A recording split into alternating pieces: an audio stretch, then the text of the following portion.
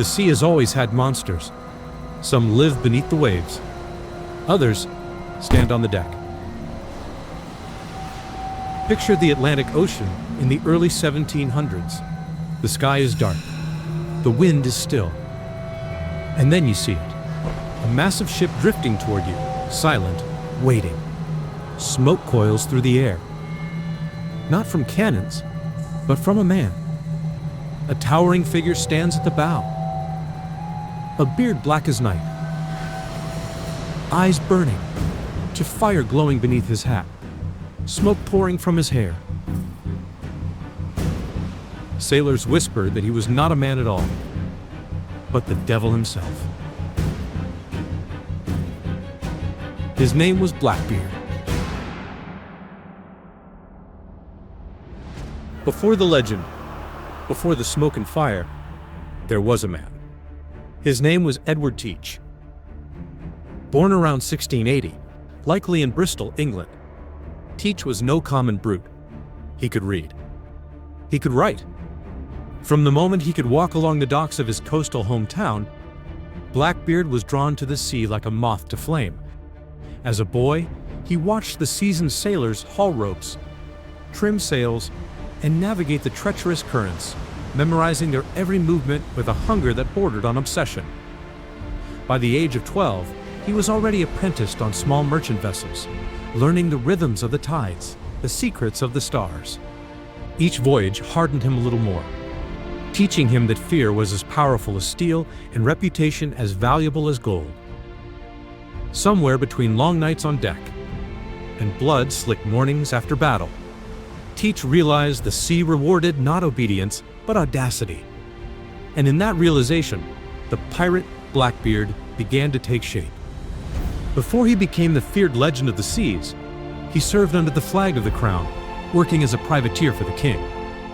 On these missions, his sharp mind and fierce ambition were tempered by discipline and duty, steering him through legal raids against enemy ships rather than outright piracy.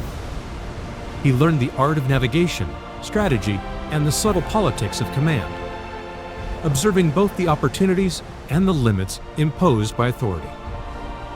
The taste of power and the thrill of the chase left a lasting impression, planting in him a hunger for freedom unbound by any crown. Even as he carried out the king's orders, he plotted and honed the ruthless cunning that would one day make him the terror and legend known across the Caribbean. He sailed as a privateer, legally killing for the crown during wartime.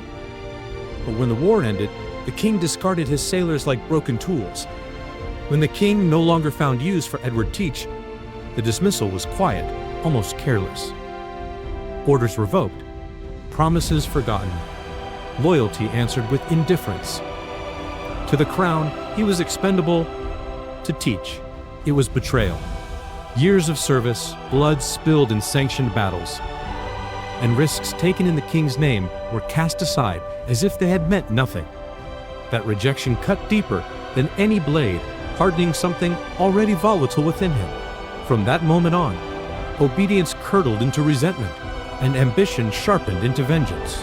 The sea, once a place of duty, became his refuge and his weapon, and the man the king discarded would return not as a servant, but as Blackbeard. Teach joined the crew of the pirate Benjamin Hornigold.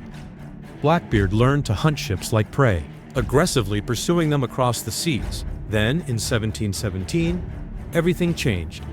Teach captured a massive French slave ship, La Concorde. He transformed it into a floating fortress. 40 cannons, black sails. He renamed it Queen Anne's Revenge. And Edward Teach was reborn, not as a pirate, but as Blackbeard. Blackbeard didn't rely on speed. He didn't rely on mercy. He relied on terror.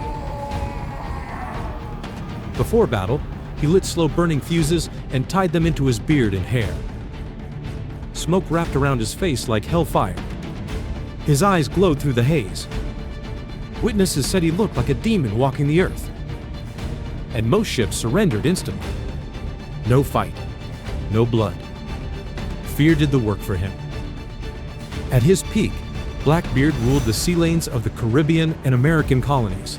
His control of trade routes and knowledge of the shifting winds and tides allowed him to dominate the shipping lanes, turning the Caribbean into a domain where only he set the rules, and surrender or death was the choice left to those who dared cross him.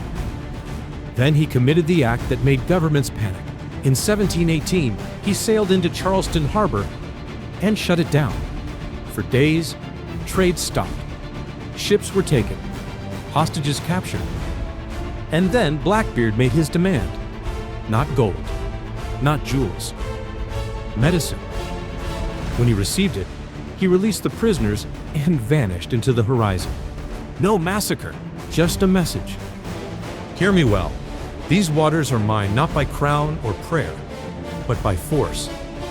I have carved my name into the sea itself, and it answers only to me. The British crown was desperate. A royal pardon was offered to any pirate who surrendered. Blackbeard accepted. He settled in North Carolina, married, and pretended to retire. But legends never retire. They plot in the shadows and strike back with ruthless vengeance. Behind closed doors, Blackbeard continued to raid ships protected by corrupt officials and bribes. For a moment, he had beaten the empire. But fate was already sharpening its blade. The crown, gripped by panic over Blackbeard's reign of terror on the seas, had handpicked Lieutenant Robert Maynard for a singular, perilous mission: to hunt down and capture the infamous pirate. Maynard cut a sharp, disciplined figure against the restless sea. Every movement precise, every glance calculated. The rivalry between Blackbeard and Lieutenant Robert Maynard was a clash, not just of men, but of worlds. Blackbeard ruled the seas through fear, spectacle, and legend, turning chaos into a weapon.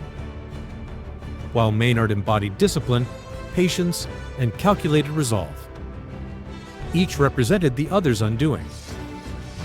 Their conflict grew beyond personal animosity into a test of will and identity, culminating in a confrontation where legend met strategy, and only one would emerge to shape how the story of piracy would be remembered. On November 22, 1718, near Ocracoke Island, Maynard found his prey. Blackbeard's ship lay at anchor. Maynard ordered most of his men below deck, hiding them from view. From a distance, his vessel looked weak, empty, already defeated. Blackbeard took the bait. The pirate boarded, and the trap was sprung. Men poured from the decks. Pistols fired. Swords clashed. Blackbeard fought with all his heart, refusing to yield even as death closed in around him. Smoke and fire clung to him like a second skin, his eyes burning with the same defiant fury that had made his name a terror across the seas. He pressed forward, regardless, swinging his blade and firing his pistols with raw, relentless will. He was shot 5 times, slashed more than 20. Still, he refused to fall. Maynard faced him directly. Steel met steel. And in that final moment, Maynard struck. The blade found its mark. The devil of the deep fell silent. To prove it, Maynard cut off Blackbeard's head and hung it from his ship, a message to the sea. The age of pirates was ending. Maynard returned home a hero. He received promotion, recognition. Then, he disappeared into history. Even after his death, Blackbeard's legend sparks imagination, especially among children. Tales of his fearsome exploits inspire treasure hunts on windswept beaches, while ghost ship stories whisper of his dark vessel appearing in foggy waters. In a mere 2 brutal years on the seas, Blackbeard forged a reign of terror so legendary that over 300 years later, his name still strikes fear and commands awe in the hearts of all who hear it.